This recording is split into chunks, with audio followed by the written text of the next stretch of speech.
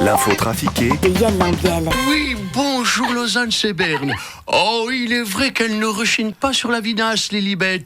Un gin, du citron et des glaçons avant le repas de midi. Un verre de vin à table. Un martini sec en soirée. Une coupe de champagne avant d'aller se coucher. Oh, sans compter les verres lors des dîners de gala ou autres événements. Moi, personnellement, j'ai essayé de la suivre un jour.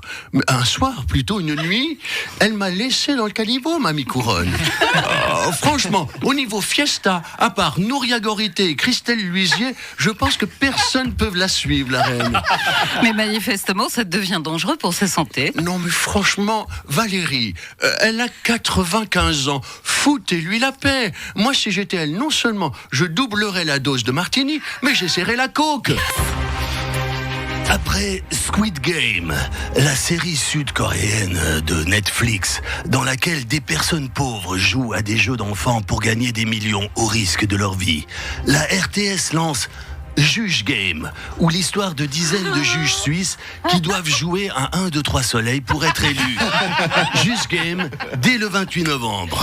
Alors, excusez-moi, Éric Zemmour, futur président de la France, je trouve quand même scandaleux votre attitude, mais bon, en même temps, ça ne m'étonne qu'à moitié. Mais de quoi vous parlez, Éric ? Écoutez, vous êtes le seul média qui ne parle pas de moi 3 fois par jour, comme par hasard. Oui, mais vous savez, ici, on est en Suisse. Les élections françaises, ce ne sont pas notre première priorité. Écoutez, c'est dommage pour vous, parce que je vous rappelle, juste au passage, que vous n'avez pas d'accord à cadre avec l'Union européenne, que vous êtes dépendant de la France pour la couverture aérienne, parce que vos avions ne volent que pendant les heures de bureau, que vous êtes dépendant de nous au niveau énergétique, notamment l'électricité. Alors, la moindre des choses serait de parler de moi, parce que quand je serai président en mai l'année prochaine et que j'aurai viré tous les musulmans, les juifs, les noirs, les femmes, les gauchistes de la France, moi je vais m'attaquer à l'annexion de votre petit pays de merde.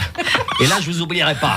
Oui, on n'est jamais à l'abri à Hollywood. Oh, moi, j'ai aussi failli mourir sur le tournage de Christophe Colomb. Ah bon ? Qu'est-ce qui s'est passé ? Oh, bah c'était entre deux prises, la sexuariste me tend un verre de vin rouge pour une scène dans une taverne. Je le bois, c'était du jus de raisin. J'ai convulsé. Ils ont dû m'emmener à l'hosto pour un lavage d'estomac. Oh, sont cons, ces accessoiristes. Le Parlement étend son enquête sur l'affaire de l'ex-maîtresse d'Alain Berset. Mais maintenant, il faut arrêter d'embêter Alain avec ces histoires. C'est une affaire privée. Ça regarde pas la population. Et les commissions de gestion veulent simplement savoir s'il y a eu une utilisation abusive des fonds et des moyens fédéraux pour venir à bout de la maîtresse chanteuse. Mais on s'en fout de savoir avec quelle voiture il est venu me chercher en Allemagne. Attendez, Marie-Thérèse, c'était vous la maîtresse chanteuse. Mais oui, mais écoutez, nous avons vécu une histoire torride avec Alain. Et puis après, il m'a largué, alors. Vous avez voulu vous venger en le faisant chanter. Mais alors, autant il a un sacré doigté de pianiste, autant il est complètement nul pour chanter. Quels sont les dessins d'Anvigous cette semaine ? Alors on a par exemple, voilà, celui-ci, regardez, voilà, alors par exemple, là, pour la 3e dose de vaccin autorisée par Swissmedic, on voit un vieux monsieur avec 3 seringues plantées dans les fesses qui dit à sa femme: j'ai bientôt plus de place, vivement qu'il fasse en suppositoire. Voilà. Alors ça, c'est un autre. Attendez, alors, voilà, là, j'en ai un autre. Sinon, il y a... alors là, on voit la reine Elisabeth avec un verre à la main qui dit au prince Charles: si je picole autant, c'est pour oublier qu'un jour, le roi, ce sera toi. Voilà. Et puis, on a un autre, un dernier. Là, voilà, ça c'est... Alors, voilà, on voit Donald Trump qui dit à son fils, Donald Trump Jr., ils sont chouettes tes t-shirts où il y a écrit « Les armes ne tuent pas, mais Alec Baldwin, oui ». Combien tu en as tiré ? Voilà.